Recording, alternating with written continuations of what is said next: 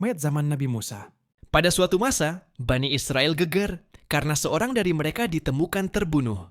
Dan pelakunya tidak diketahui. Mereka pun datang kepada Nabi Musa dan meminta petunjuk.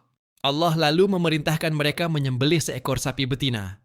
Awalnya mereka ragu dan banyak bertanya, tapi akhirnya sapi itu disembelih. Allah kemudian memerintahkan agar bagian dari tubuh sapi itu dipukulkan ke mayat. Ajaib! Mayat itu hidup kembali dan menyebutkan siapa pembunuhnya. Menurut tafsir Ibnu Katsir, pembunuhnya adalah kerabat korban sendiri yang ingin merebut warisan. Kisah ini diabadikan dalam surah Al-Baqarah ayat 72-73 dan menjadi asal penamaan Al-Baqarah yang artinya sapi betina. Lari dari azal. Pada zaman dahulu, di sebuah wilayah yang diyakini berada di Syam, wilayah sekitar Suriah saat ini, hiduplah ribuan orang. Mereka adalah penduduk dari satu kota yang tengah dilanda. Wabah penyakit bernama Ta'un atau takut akan peperangan. Dua versi ini yang disebutkan dalam riwayat para ulama tafsir. Ketika wabah menyebar atau peperangan mengancam, mereka menjadi takut mati. Bukannya bertawakal kepada Allah, mereka malah melarikan diri secara massal dari kampung halaman mereka. Dalam pandangan mereka, lari adalah bentuk penyelamatan diri. Namun bagi Allah, ini adalah bentuk pengingkaran terhadap takdirnya. Allah pun berfirman, matilah kalian. Sekejap saja mereka semuanya mati. Ribuan orang dalam satu waktu. Tubuh-tubuh mereka tergeletak sebagai pelajaran keras bagi umat manusia setelah mereka.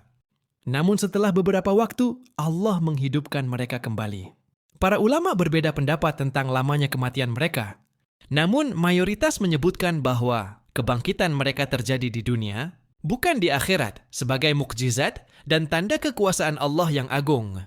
Menurut beberapa kitab-kitab tafsir, kaum tersebut dihidupkan kembali karena Nabi Hizqil alaihi salam atau Yehezkiel dalam literatur Yahudi berdoa agar mereka dihidupkan kembali. Lalu Allah mengabulkan doanya. Peristiwa ini pun Allah abadikan dalam Al-Quran. Surah Al-Baqarah ayat 243. Pemuda diwafatkan 100 tahun.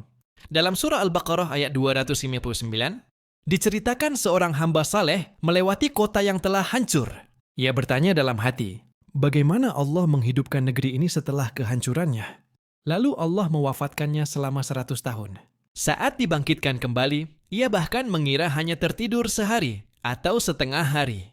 Allah memperlihatkan keledainya yang telah menjadi tulang belulang, lalu menghidupkannya kembali di hadapannya. Sementara makanannya tetap utuh, sebagai tanda kekuasaan Allah. Sebagian ulama seperti Ibnu Abbas menyebut orang ini adalah Uzair. Namun Al-Quran tidak menyebutkan namanya secara langsung. Yang terpenting, hikmah dari kisah ini, Allah Maha Kuasa atas kehidupan dan kematian. Nabi Ibrahim dan 4 burung. Nabi Ibrahim pernah memohon kepada Allah agar diperlihatkan bagaimana Allah menghidupkan yang mati.